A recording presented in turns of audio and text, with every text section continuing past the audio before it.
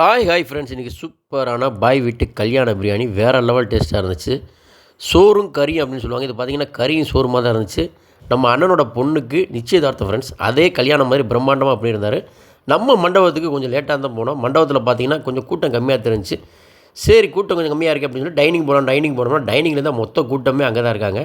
ஆனால் நீட்டான முறையில் சிறப்பாக பந்தி நடந்துருச்சு ஃப்ரெண்ட்ஸ். பின்னாடி யாருமே நிற்கலை. அதுவும் இல்லாமல் கரெக்டான முறையில் சீரான முறையில் சூப்பராக நடந்துகிட்டு இருந்துச்சு.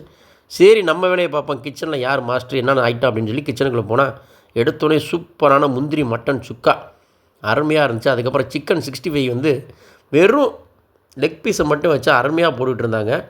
அருமையாக இருந்துச்சு. டேஸ்ட்லாம் வேறு லெவலாக இருந்துச்சு.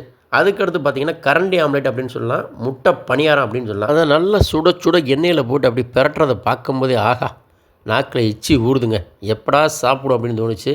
சரி, இன்னும் கொஞ்சம் வீடியோ ஃபினிஷ் பண்ணிடலாம் அப்படின்னு இந்த பக்கம் வந்தோம்னா கல்யாணத்துக்கே உண்டான தயிர் வெங்காயம், தால்ச்சா, ஸ்வீட்டுக்கு வந்து ஃபீரணி, இன்னும் சில ஐட்டங்கள்லாம் வச்சுருந்தாங்க. அது இலையில் காட்டுறேன்.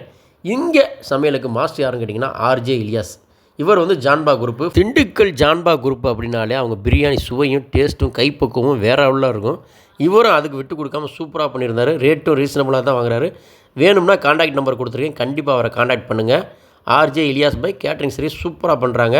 நம்ம ஒரு இடத்த பிடிச்சி இலையை போட்டு உட்காந்தாச்சு ஃப்ரெண்ட்ஸ். வழக்கம் போல் வைக்கிற ஐட்டங்கள்லாம் வச்சாங்க. அப்படியே பிரியாணி சரிச்சு விட்டாங்க. பிரியாணி எடுத்து வாயில் வச்சா ஆகா, அப்படியே பஞ்சு மாதிரி ரொம்ப குலைவாகவும் இல்லாமல் ரொம்ப உதிரியாகவும் இல்லாமல் சரியான பக்குவத்தில் அந்த பிரியாணியை கொண்டு வந்தால் தான் அந்த பிரியாணி டேஸ்ட்டே சூப்பராக இருக்கும். கறியும் சோறுமா தான் ஃப்ரெண்ட்ஸ் இருந்துச்சு. ஈவனாக கறி கொஞ்சம் ஜாஸ்தியே போட்டிருப்பாங்கன்னு நினைக்கிறேன். மொதல் ரவுண்டு நம்ம வழக்கம் போல் வெறும் பிரியாணி சாப்பிட்டோம். இந்த மாதிரி வெறும் பிரியாணி சாப்பிடுங்க. எடுத்தோடனே தால்ச்சாவை மேலே ஊற்றி சாப்பிட்றாதீங்க. மொதல் ரவுண்டு வெறும் பிரியாணி சாப்பிட்டுட்டு இந்த பிரியாணியோட மனமும் சுவையும் நாக்கிலையும் மனசுலையும் அப்படியே நிறைவாக நின்றுச்சு ஃப்ரெண்ட்ஸ். அவ்வளோ அருமையாக இருந்துச்சு, சாஃப்டாக இருந்துச்சு, நல்லா சாப்பிட்டோம். ரெண்டாவது ரவுண்டு எப்போயுமே நீங்கள் வந்து தால்ச்சா ஊற்றி சாப்பிட்ணும். முதல் ரவுண்டு ப்ளெயின் பிரியாணி சாப்பிடுங்க. ரெண்டாவது ரவுண்டு தால்ச்சாவில் ஊற்றி சாப்பிட்டிங்கன்னா தான் உங்களுக்கு வந்து அந்த பிரியாணியில் 2 வகை டேஸ்ட்டு தெரியும் ஃப்ரெண்ட்ஸ். இந்த மாதிரி ட்ரை பண்ணி பாருங்கள். ஃபைனல் டச்சாக ஒரு ஐஸ்கிரீம் கொடுத்தாங்க, சாப்பிட்டு கிளம்பிட்டோம். மறக்காமல் நம்ம சேனல் லைக் பண்ணுங்கள், சப்ஸ்கிரைப் பண்ணுங்கள், ஷேர் பண்ணுங்கள். தேங்க்யூ, பாய்.